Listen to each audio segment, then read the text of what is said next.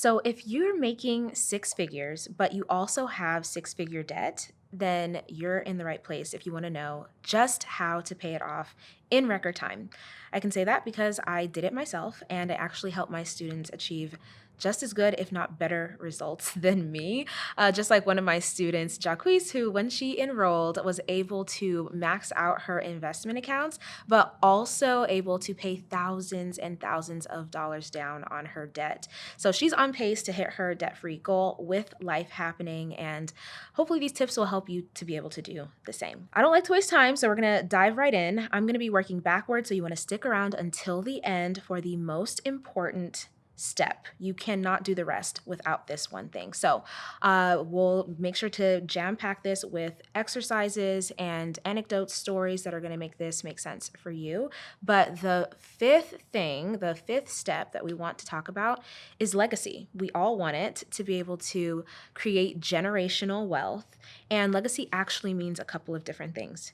It means not only passing down assets such as, monetary goods, money, buildings, let's say, businesses, homes, things like that, but it also is about you being able to pass down a way of being.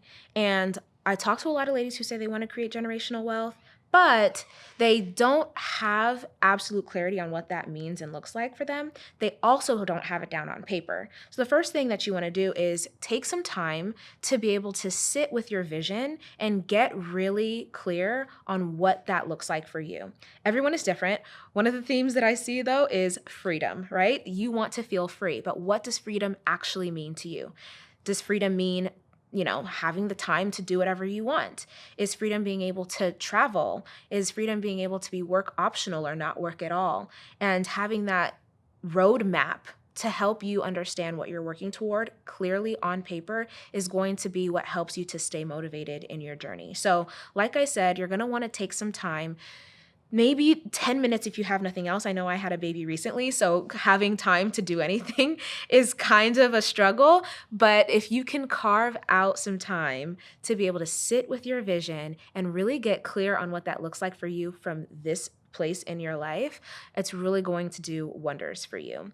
I know for me, like I said, my son is 15 months old now. Finding time is tough, but what I try to do is either, when he goes to sleep, take a few minutes for myself, or even if I'm struggling to find the time, I'll set him up so that he can play and I'll kind of be, working on things on my own. I want him to see me working on my vision. I want him to see me, chasing after my dreams and living a legacy. And so I think that it actually is great modeling to do it around your kids or to do it if you're a busy person with whatever else is on your plate, because then they get to see you making it happen and then they'll hopefully model your behavior in their own lives. So that's going to be the first thing.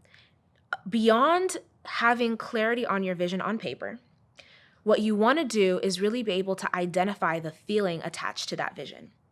And I say that because we know what it feels like to have the ish hit the fan. We know what it feels like to be disappointed in ourselves or in our journey not going the way that we want. We know that feeling, but we aren't as clear and able to locate what it feels like when we have freedom. And a lot of the times it's because of fear. We are scared to really allow ourselves to dream big because we don't think it's going to be possible, because we're not sure how it's going to happen. And it holds us back from being able to locate that feeling in our bodies. And it's going to sound weird when I tell you as far as exercises go, but promise you'll probably love me after. You're going to want to, after you get clear on your vision on paper, you want to give yourself a moment to put your hand over your heart, to close your eyes maybe if you feel kind of awkward, and to smile as you're thinking of your vision. I know it sounds weird, but doing this is going to help you locate that experience and that emotion in your body, and that way you can remember it as time goes on, right? So when we talk about vision, people say, start with why. Well, yes, we want to logically know what our why is, but you should be able to call on the feeling of your why on command. And that sounds odd, but it's going to be, again, what helps you to stay motivated in your journey. That's one of the number one questions that I get. And being able to locate the emotional place that you are living when it comes to your vision is going to work wonders for you. So try it out, this weird little experiment, and let me know in the comments if you did it, if you felt weird, and what you think after you've done it for a few days. Now, like I said, we're working backward. 5 was legacy, and number 4 is going to be wealth. So we're talking about creating financial freedom, and we could do that in like 40 years, 50 years. Like, we're going to do that. But me, okay, something about me, I like to make things move a little bit faster. Something about the ladies I get to talk to is that they want to make it move a little bit faster. They don't want to wait 40 years to live their life, to have freedom, to be able to travel and create generational wealth. So it is possible to create financial freedom on an accelerated pace. However, it's going to require a few things. One of the things, if I know something about you, if I had to guess, is that you're used to doing everything by yourself. So growing up, you, for whatever reason, had to be independent. You had to make things happen. You couldn't rely on or wait for someone else to do things for you. So you had to show up for yourself. And you've gotten really good at that. Kudos and congratulations. However, in this season of your life, what got you here might be what keeps you from getting to the next level. And so I'm here to be honest with you and say, if you are in survival mode, even though you're making more money than you ever have before, even though things are headed in a good direction and going well, survival mode may end up making you fall back and keep you from being able to thrive and be successful in this next season. So when we're talking about wealth building, the thing that you want to do is to start building your money team.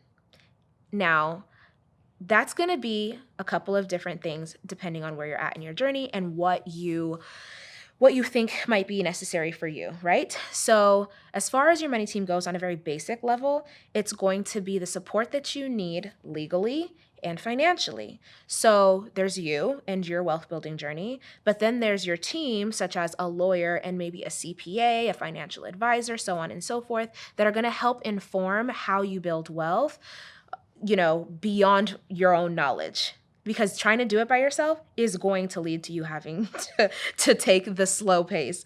I like to think about it like Disneyland. You go to Disneyland and there are 2 types of people. You can see the people that are waiting in line to get on Space Mountain for 2 hours, and then there are people that you see multiple times going on the ride. And why is that? Because they invested in the fast pass. So if you want to accelerate your path to success with money, create generational wealth and financial freedom faster, then you need to get the fast pass. That is getting your money team in place and being able to lean on their knowledge, leverage their expertise so that you don't have to know it all. I don't know it all. I have students in my program, and I make sure that they're building out their money team because I can't solely support them in building wealth, but I can make sure that they are, on a clear strategic plan that they're executing to be able to make it happen. So I'm a part of their money team. It might be coaching to some extent. For you, you want to find out what that will look like, and doing this will actually increase your rate of success to over 90%. So the research shows, and this isn't just about money, the research shows that when someone has accountability, like someone knows what their goal is, they're at over 65% higher rate of success. But when someone has a meeting on the calendar to talk about and discuss the challenges, their vision, what they're working on, how they need to move forward, they are at over 90% higher rate of success. So why would you not essentially ensure and guarantee your ability to have the goal you say you want? That's that survival mode coming into play. That's a little bit of self-sabotage, if I'm being honest with you, holding you back from being able to get support. So I also say this from personal experience because I am not one at this time in my life to be waiting in line. I like the fast pass. Okay. I want to be able to get a churro, get back on Space Mountain, go to, what is it called? It's a small world, and go back, whatever it is. Like, I personally want to make sure that I can get the fastest, pass possible. And I've invested thousands and thousands of dollars in myself and in my business to be able to make that happen. So I'm not going to ever say anything that I haven't done and that I don't know of from experience personally. That's why I'm saying it. If you want to ensure and pretty much guarantee your success, get accountability. The funny thing is, your accountability actually doesn't really do much of anything other than put in your mind that like you told someone what you were going to do. So you're holding yourself more accountable essentially by knowing that someone else knows. It's a really weird psychological trick, but I would say use it, leverage it. And that's number 4, wealth. With that, when you're building out your money team, they're going to help you to know and decide how you want to invest. What does that look like? Because investing can be so many different things. Like there's a plethora of different ways that you can invest and grow wealth. And instead of just hopping on whatever trend you see people sharing on social media, you should be designing a tailor-made portfolio just for you. And your money team will help you to be able to make that happen. So number 3, if we're moving down our list, is going to be money, okay? Or no, sorry, I'm lying. It's health. Forgive me. So it's health. You are going to want to make sure that you're attending to your own well-being in your journey of creating generational wealth, because wealth actually starts with wellness.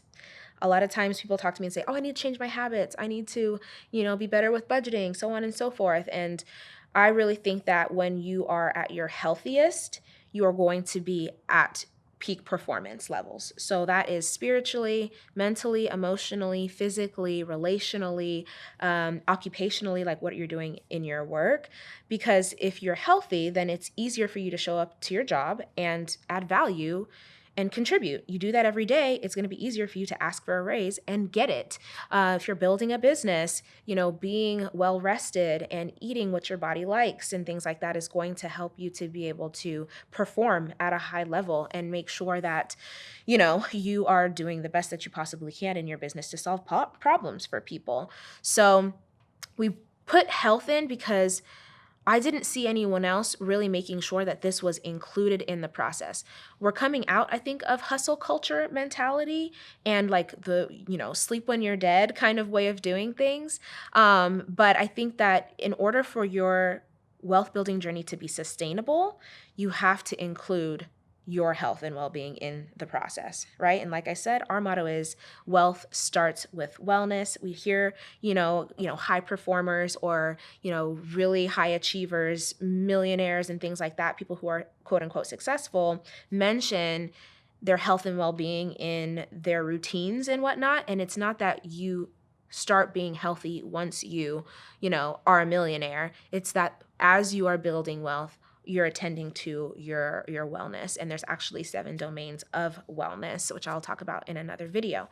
But that is something that you really want to consider. The exercise here is, what area of your life needs your attention a little bit more than the others right now? Is it your spiritual walk? Do you need to be attending to what's going on with you spiritually a little bit more seriously in this season, because that's going to be, what unlocks you being able to go to the next level? Or is it your physical health? Would it be better for you to pay attention and give some time and energy to what's going on with you physically, whether that's setting certain doctor's appointments or meeting with a nutritionist or something like that? For each person, it's going to be different, but for you to assess yourself, I would say to take a moment to ask, okay, as far as my health and well-being goes, where am I really thriving? And what area of my life needs my attention? How can you start troubleshooting to make sure that you do that? So if you are enjoying this so far and feeling like this is helpful for you and it resonates with how you're hoping to build wealth, then I would urge you to go ahead and sign up for my free masterclass. It's the Money Mindset Makeover. It's essentially the 3 secrets to how to be successful and, build financial freedom faster without burning yourself out in the process. The link will be in the description and you will be able to get access to that. So as we move down, we've only got a couple left, and then I've got the fun things for you at the end.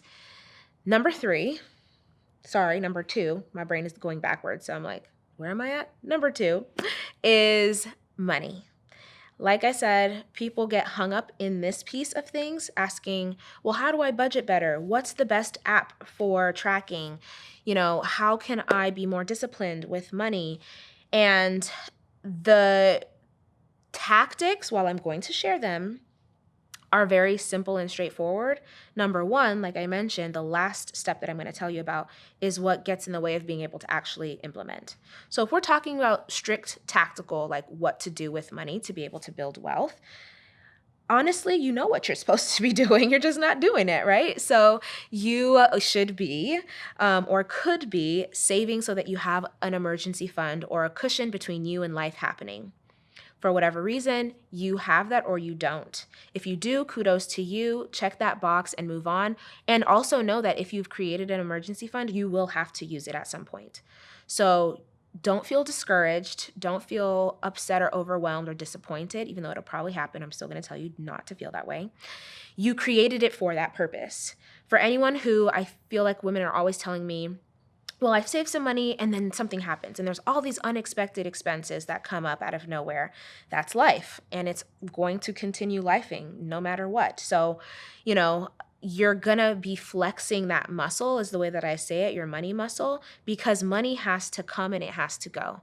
And instead of trying to control money, how can you collaborate with it so that it's not a relationship where you feel some type of way when it goes somewhere, if that makes sense, right? You're great at spending money because you have to do it for your bills, to eat, to enjoy life, right? So your spending muscle is really strong, but your saving muscle may not be if it's not a habit that you have attended to or really exercised, right? So really the simplest way to exercise your money muscle when it comes to being able to save for an emergency fund is going to be starting small and doing it over and over and over again, just like with spending, right? So it's nothing to you to spend $5 at the drive-through at this point. You don't think twice of it. But me telling you to save $5, your brain is already coming up with objections, right? So you could save money when you spend it. That's one option and one way that I've talked to students about being able to exercise their money muscle. So if you spend $5 at the drive-through, send $5 to your savings account. If you can buy something twice, then you're in a really good position. If you can't buy something twice, then we might need to talk a little bit. Depending on the situation, right? So being able to check that box off is going to be huge because life is always going to pop up with something that you're going to have to take care of, especially if you have kids or you have, maybe your parents that you have to take care of or just different dependents or things like that. It's going to happen. Now, paying down debt, when you're doing that, it's going to make the most sense for you to prioritize whatever your goal is, right? So I would say make sure to save a bit before you start trying to pay down your debt, okay? As you're doing your debt payoff plan, and be able to, like I said, make that number 1. So when I was on my journey and I paid off over $90,000 of student loans and credit cards, I attended to my bills, but then everything beyond that essentially was kind of like earmarked to go on my debt. And if you are making 6 figures and you are able to look at your numbers, which I have another video where I literally walk you through a tutorial on how to budget your income, and you see how much you have left over, that is what you're putting toward your debt. What happens is because we don't actually have clarity on what our numbers are, we're just spending money willy-nilly and not realizing how much is going to other things mindlessly. Now, if you choose consciously for that money to go to shopping or to go to whatever the case is, then great. But if it's happening and you're not even cognizant of it, that's where the challenge comes into place. That's where you have some wiggle room to really tighten things up for a short period of time so that you can accelerate yourself moving forward. So, when we talk about money in particular, you're going to want to get really clear on your numbers. You're going to want to face them. It might be challenging. You might want to avoid them. Maybe it's a little scary. I know, but you can do it.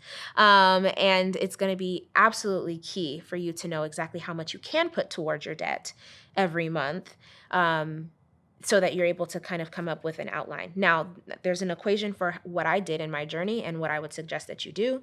I essentially came up with what was the total amount of debt. For me, it was about $70,000 of debt total. And then I decided, ideally, how much time did I want to pay that debt down in?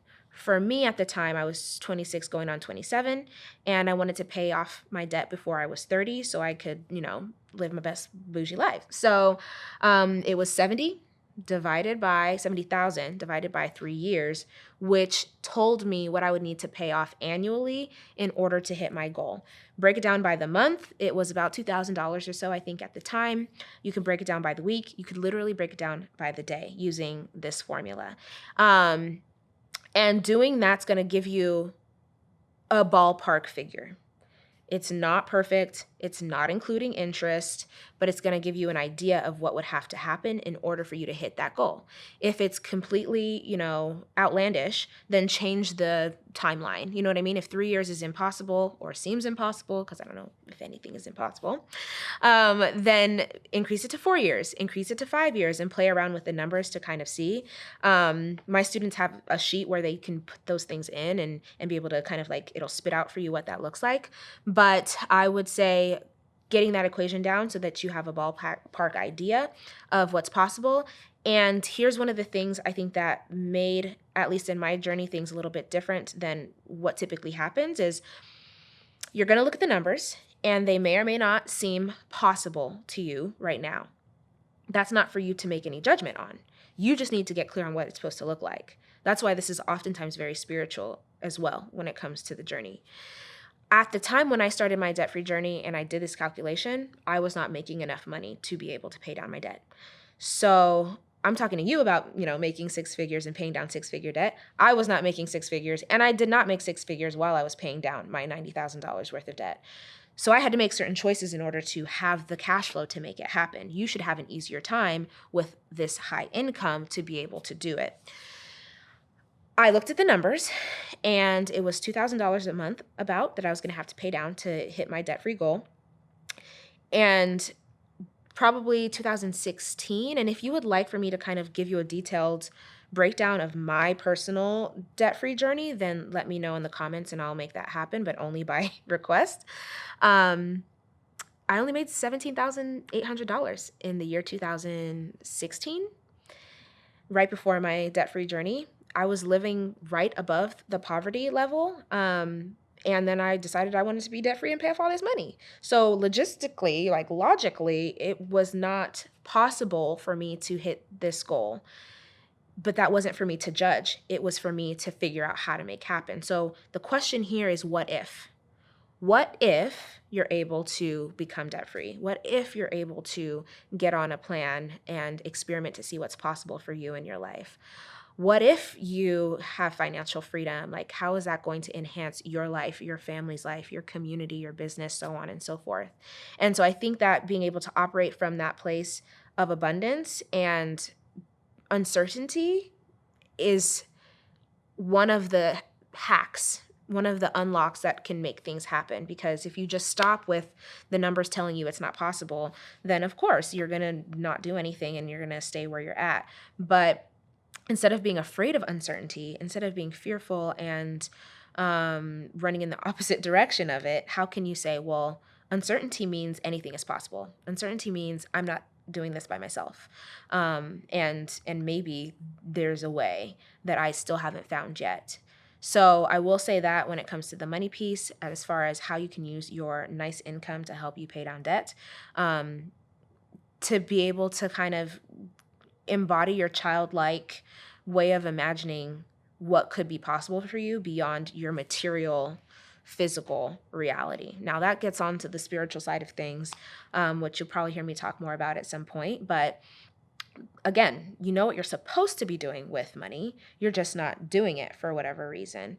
So once you've been able to save a little bit to have a cushion between you and life happenings, a little bit of an emergency fund, and then you prioritize debt as your goal and start putting these heavy payments on whatever your debts are, whether it's cars, credit cards, student loans, medical bills, things like that, then you can start attending to the wealth building, the legacy building, all of that. So the one thing, like I told you, the most important thing that is going to help you to actually execute and make all of these things happen is your mindset.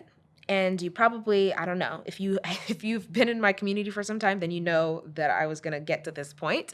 If you are new, then welcome. Get ready to hear me, a broken record, talking about mindset and psychology, because you know what you're supposed to do and you're not doing it. That has nothing to do with math. It has everything to do with your perspective and with your mindset and the way that you see the world.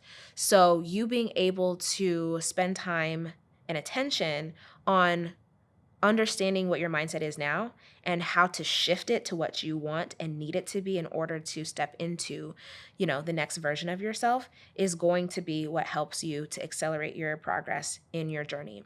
I say this because I hear it from all of my students, and I felt like a unicorn in my own journey when I paid off over $90,000 of student loans and credit cards, until I started implementing these 5 steps with other people and they started getting amazing results. So I'm not a unicorn and neither are they.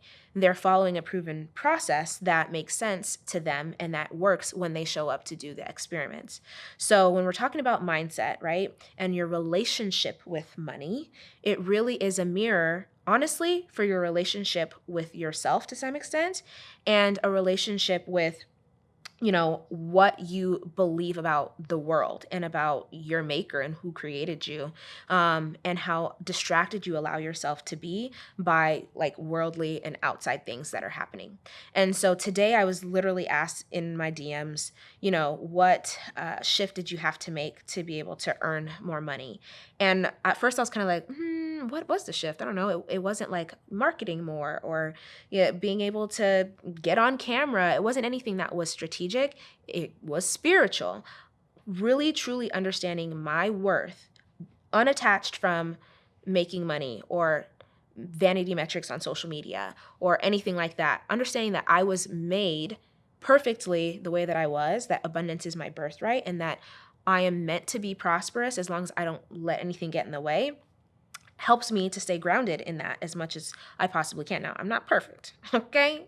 So I still have my own work that I'm doing, and that's why I have literally so many coaches on payroll because they keep me centered and focused. And like I said, accountability is going to make your success inevitable. So I'm not perfect, but I've done some experiments on myself, and we've done experiments with my students, and it works. Focusing on your mindset is like the magic pill that makes everything else better. For example, when you go to the doctor and you have, something going on, you tell them your symptoms. You tell them you have a cough, that your chest hurts, your back aches and whatnot. You're telling them the manifestation of the virus or the illness or whatever the case may be, but the virus or the illness is its own thing. When you're talking about wanting to have better habits with money, being better about budgeting, wanting to stop, emotional spending or overspending, you're talking about the symptoms of things going on in your mindset that are manifesting in your behavior and in your habits, so on and so forth. So this is the most important thing that you could do. The most impactful thing that you could do is attend to your mindset. Here's why.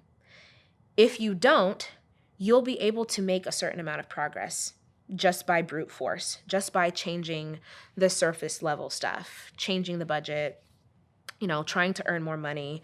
But what will happen will be that if you don't have a new baseline for the version of you that will allow yourself to thrive, the survival mode version of you will come and sabotage where you're at now. So you'll make progress and then you will be pulled back. You'll make some progress, but it won't last. You'll make some progress, then you'll get discouraged on your journey because, something happened. And so the only thing that's really going to be a long-lasting answer to that issue is working on your mindset, having a renewed mind. And you can do that in so many different ways. However, what I will say is, yes, there's like plenty of self-help books out there and ways that you could do it by yourself. I wouldn't suggest it just because, one, your success could be made inevitable when you get support. Get support from your pastor. Ask your partner to hold you accountable. Start doing a book club with your friends, like whatever that looks like for you, right? I wouldn't DIY my finances if I wanted to get it right sooner rather than later. I would find whoever I thought made the most sense when it came to the stuff and try to figure out how to learn from them directly. And while people put out great stuff, and while my goal is to put the most impactful and helpful information out on the internet for you for free, it is nothing compared to literally one of my students being able to text me and ask questions, and for me to ask her questions and support her one-to-one to have those unlocks that are unique to her journey. So what's it going to take for your mindset to shift from where it is now to where you want it to be? What do you need to do? Who do you need to talk to? And actually, who do you need to become in order for that to be the case? Because the version of you that's financially free is a different version than the person you are now. And the person you are now is wonderful and beautiful and capable and worthy and lovable, all those things now. There's nothing wrong with who you are. But there might be some things that you need to let go of, that you need to evolve through, that you might want to heal, that help you to attract more abundance and prosperity into your life. So like I said, right, we'll do a little quick recap. Legacy is number one. Understanding your why and your vision is going to be huge. Getting it clearly laid down on paper, and then being able to locate that feeling in your body. Usually it has to do with gratitude or joy or love. Like, none of us really cares about money. It's literally green pieces of paper with dead people's faces on it. We care about the opportunity to have a quality of life. And for all of us, that looks a little bit different. We care about flexibility. We care about freedom. We care about options, and money just helps us to take advantage of those things, right? So locate that feeling in your body, smile, and put your hand over your heart so that you can relocate that feeling whenever you need to. Because listen, how did I pay off a whole bunch of debt? I went to work a lot. I worked a lot. And there were times where I wanted to drive past my job because I didn't really like it. But locating that feeling for myself and what I wanted to do helped me to show up and not quit my job right then. I did end up quitting it at some point. That's another story for another day. Number 4 was wealth, getting your money team in place so that you don't have to do this alone. Not in this season. You've done it before, but you don't have to do it now if no one has told you. Number 3 being your health, because wealth starts with wellness. So what area of your life do you need to pay more attention to? 2 being money and the actual tactical things as far as, having a plan, attending to tracking, so on and so forth, saving, like doing the stuff. This is the doing of it. And then the being is the mindset, right? So that's going to be the most important, most impactful, most significant area that you could spend time, attention, and energy, because it will make all the other things so much easier. It's a domino. It's going to make all the other dominoes fall. Now, like I mentioned, I do have a program where I work with women to help them create financial freedom faster and build wealth without burning out. But it is invitation only, and we only work with students who we are sure can get the results that we know are possible. So if you would like to apply, we are best suited for one of 2 types of women, either women who have been making good money and they've locked down the earning piece of things, but they have not locked down the management piece of things, need some help with the mindset and managing of their money, then I'm talking to you. And those who have recently either, gotten inheritance, a bonus at work, a raise, new job with increased income, or your business is booming and you're like, oh, outside everything is looking good and moving forward, but internally you're feeling like, Nemo in the ocean or something like that, and need some support with your mindset so that you can shift into that next version of yourself, and also know, like, what do I do with all this money? I've never made this much money before. Then I'm talking to you as well, and you can find information in the description to be able to learn more about what it might look like to be supported by our community. But I am wishing very much health, wealth, prosperity on your life, and look forward to sharing more gems that help you to be able to live peacefully, prosperously, and purposefully. See you next time.